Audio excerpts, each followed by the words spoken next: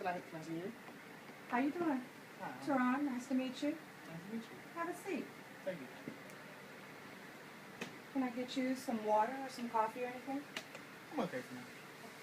How are you doing today? I'm pretty good, pretty good. Very good. Can you tell me why you're here to see me?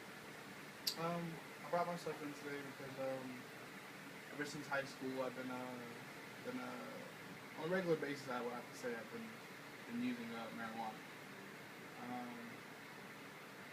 Some people think it affects my life, so I deal with different adverse opinions. So I'm here in front of you today to see if you can help me with this. Okay.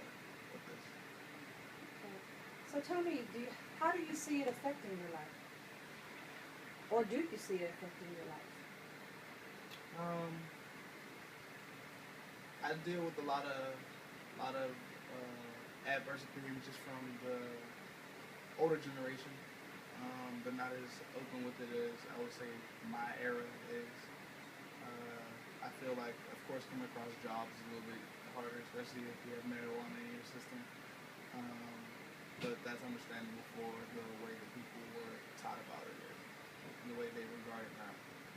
Can you elaborate how that affects you as far as work? And I'm going to assume, and maybe not assume, do you have a job right now? Yeah, I do. Okay, so has this interfered any kind of way with your work? Whenever it comes to the hiring processes, usually it would I have to find a way around smoking for the actual test, preliminary wise. But if I'm not getting myself into a job where it's routinely checked, then it never really seems to arise or hinder my use or abilities at my job in any way. Okay. All right, so if you don't feel like it's affecting you, then again, I'm going to ask you, what can I do to help you with your problem? And I'm going to say at this point, it sounds like your problem is based on you wanting to stop using or trying to find a way to keep using and work. So can you elaborate on that a little bit? I feel like I'm kind of in like the front era of the new wave. I feel like pretty soon this use of sources will typically be that phrase will no longer exist. As per it is viewed as a drug at this point in time, but later on it may be settled down to something that is a little bit more commonly distributed amongst people, amongst medical clients, and amongst just everyday life. So I'm not sure. I'm not sure exactly if I'm here to help to figure out a way if you can help me continue my use at this point, or if you can help me deal with the situations that arise in my life based upon my use right now. Okay. So what if my helping you is to a point where you would need to stop using because marijuana has been and is affecting your life? What if the end result is stopping? If you could prove to me or show me a valid point of how it has hindered me or stopped me or pushed me down a path that I wouldn't have went otherwise, then yeah, that would be something that would definitely reflect upon my life. If I could see clearly the exact reason that you had behind it, and you could also understand my reason and still make that point to me, that would be very helpful. Okay. So it sounds like you're open to some areas of learning, first of all, about the effects of marijuana on you and others, and how possibly it may be, the long-term effect may be detrimental to you. Possibly. Indeed. Indeed. Okay. All right, so good. So while we're here, I just need to just tell you a little bit about our agency. And what we're going to do is we are going to sit and we're going to schedule some times to meet again. We're also going to get some information.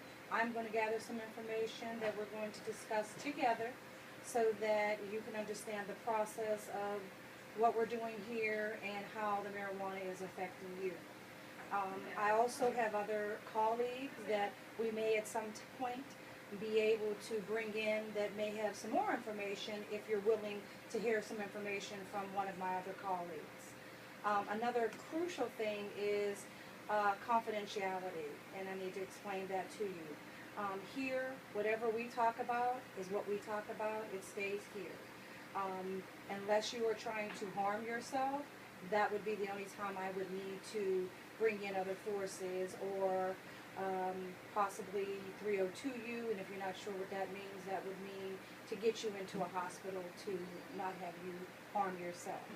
But confidentiality here, whatever we talk about here, stays right here. Does that make sense to you? Okay, so does it sound like we can move on and set up an appointment that you're willing to come back and speak with me again? Yeah, I don't see how that would be a problem. I don't see how that could hurt me in any way. I feel like that would definitely be helpful if we could, like I said, come to terms and actually communicate a little bit and help each other understand more. That would be helpful for me. Okay, well, I'm really proud that you took the first step to come see me. I want to thank you. I really appreciate, your honesty. I hope you, feel comfortable enough to continue to see me. And let's just go ahead and schedule an appointment for next Thursday at the same time. 2 o'clock's okay with you? That works. Is that okay? And let's see if we can, set a goal of, like, from now until next week when we see each other, that you're able to keep a log or a journal, your choice, of your usage from now until you come back. Can you possibly do that? Reasonable. It's doable. Okay, I've really enjoyed having this conversation with you.